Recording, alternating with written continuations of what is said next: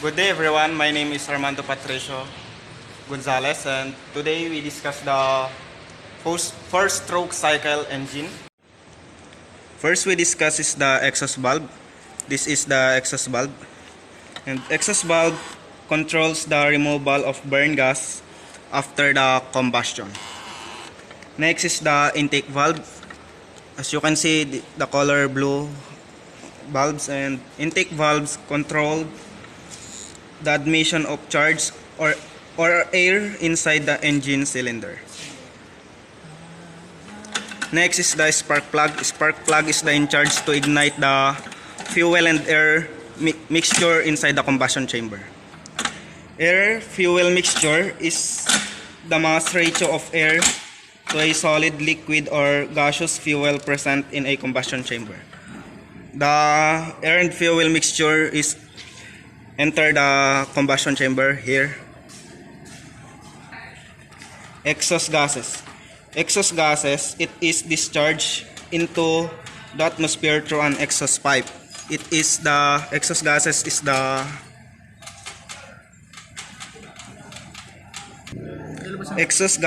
product of the combustion chamber that ignite by the spark plug. Next is the combustion chamber. Combustion chamber is the area within the cylinder where the fuel air mixture is ignited. The combustion chamber is here, as you can see. Next is the piston. Piston is the one that move up and down. And piston is the reciprocating member of the engine. It reciprocates in the cylinder. Next is the connecting rod. Connecting rod, it is used to convert the reciprocating motion of the piston to rotary motion of the crankshaft. Connecting rod is the connection between the crankshaft and the piston. Next is the crankshaft. As you can see, it is the rotating parts of the engine. It is a rotating member which connects the crank. Next, we discuss the cycle of first stroke, the intake stroke here, compression stroke, the power stroke, and the exhaust stroke. In the intake stroke, the piston moves downward to the bottom. This increases the volume to allow a fuel air mixture to enter the chamber. In the intake stroke, intake valve is open to enter the mixture of gas, fuel and air mixture. Second is the compression stroke. The intake valve is closed and the piston moves up the chamber to the top. This compresses the air fuel mixture. In the compression stroke, both valves are closed and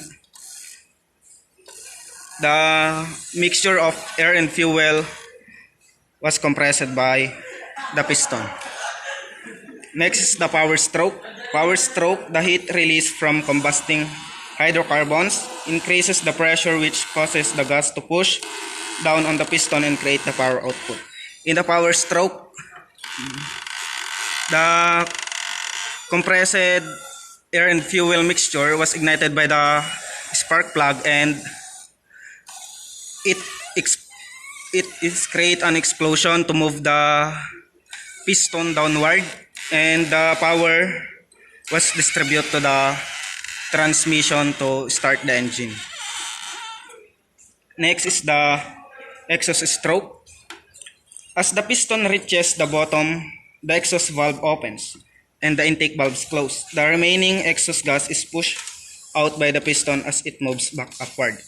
In the exhaust stroke, the exhaust gas came out to the exhaust valve and through the exhaust manifold. Next, we discuss the first stroke firing order, and the firing order is 1342. 1342, and the running mate is 1432. And that's it. Thank you.